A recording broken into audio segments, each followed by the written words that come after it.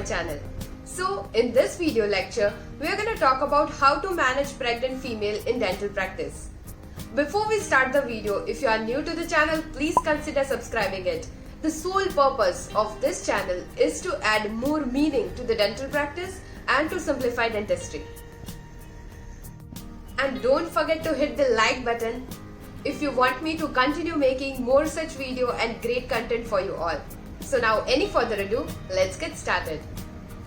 First of all, we all know that female body undergoes massive physiologic changes during pregnancy. So we are going to talk about few such significant physiologic changes. Then secondly, we are going to talk about treatment timings, which is very critical. At what time, what dental treatment can be given. Thirdly, we are going to talk about drugs. What medications can be prescribed to pregnant female, right? And fourth, we are going to talk about amalgam fluoride and whether we can give it or not, up to what dosages, okay? And fifth, we are going to talk about radiation exposure, which is also very critical to know. And lastly, we are going to discuss about few diseases which are specifically related with pregnancy and oral health.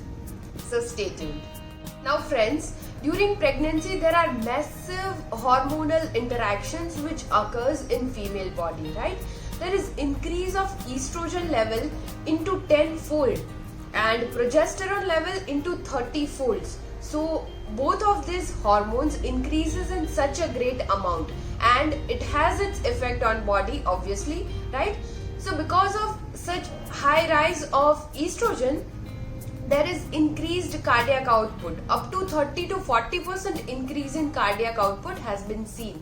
What does it mean? Increased cardiac output means a female's heart is beating faster and stronger, both. So we have to maintain proper stress reduction protocols and we have to keep as small appointment as possible, right? Secondly, females are in hypercoagulable state during this time.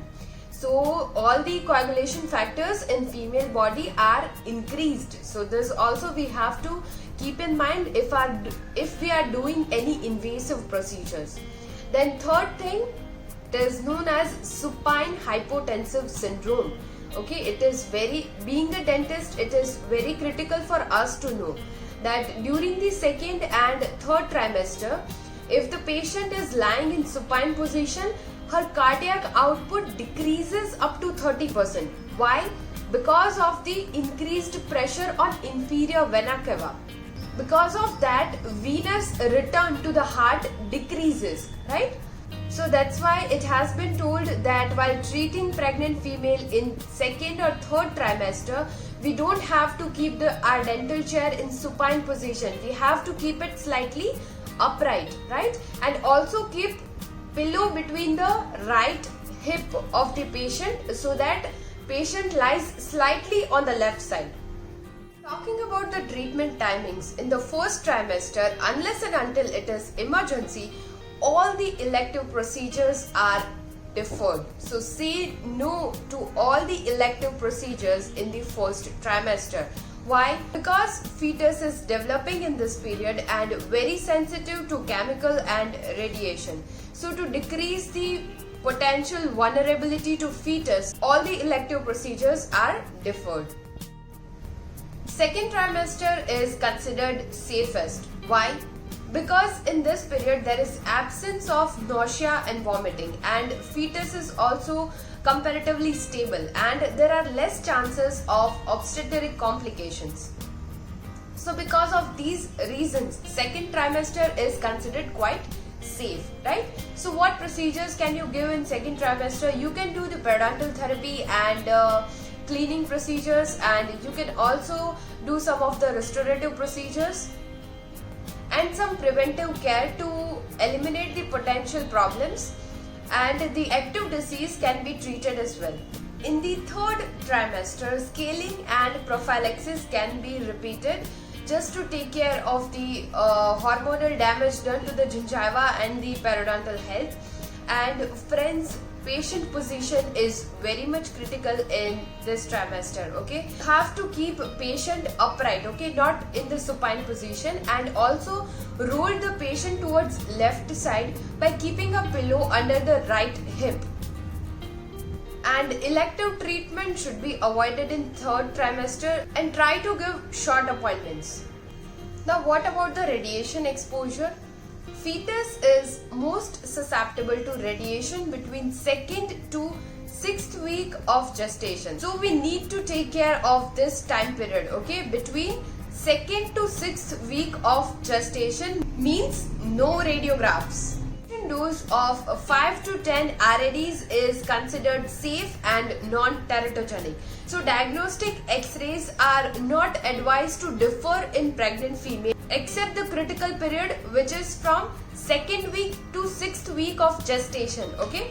Also, to decrease the radiation exposure of the patient, you have to use the modern fast films, right? Then the lead aprons, and also avoid taking retakes. For the prescription of drugs, we need to keep in mind the FDA classification. It's very essential for us to know it thoroughly, right? So the drugs in category A are safest to use in pregnancy, whereas in category B are safe to use. So commonly we will prescribe drugs which are given in class A or class B, never to go for drugs in class C or D, right?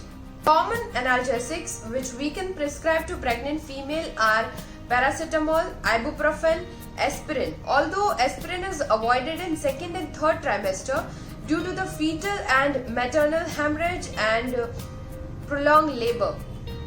Then which antibiotics can be given?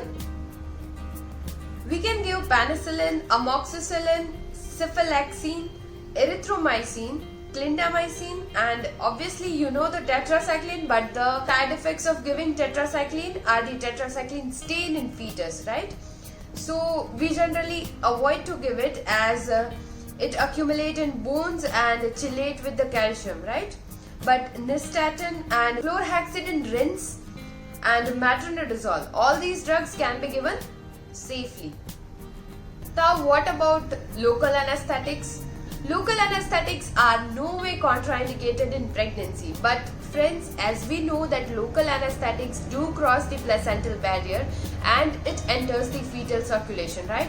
But the dose which we give in dental treatment is that much harmful or teratogenic in any cases, right? But still we need to take care of two things. First is we will not give overdose of local anesthetic, right? And the second thing is we will give local anesthetic without vasoconstrictor, because the blood pressure and the cardiac output are already high in this patient, right? So we don't want to accelerate it by giving additional adrenaline, right? For the application of topical fluoride, there is no harm in it. We can do the topical fluoride application, right? And secondly, about the amalgam restorations, yes, we can do amalgam restorations comfortably, though nowadays clinicians are preferring it less.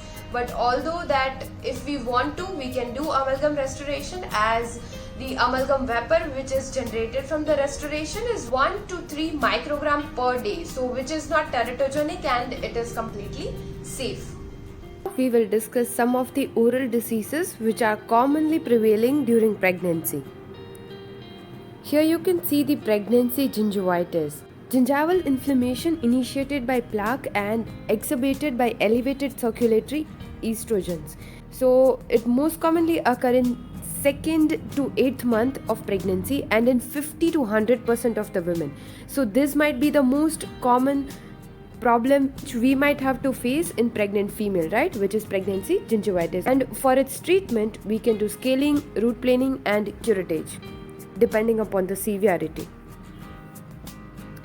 Then pregnancy epulis, it is seen in 5% of pregnant women and it occurs in anterior papillae of maxillary teeth, but it does not exceed 2 cm in diameter. It is a pedunculated fibrogranulomatous lesion which developed during pregnancy due to the vascular response to increased progesterone, usually at sites with pre-existing gingivitis. So a careful oral hygiene and debridement during pregnancy are important in preventing its occurrence. Here is the another picture of pregnancy epulis. It might show something like this also in a very severe form. Now dental erosions.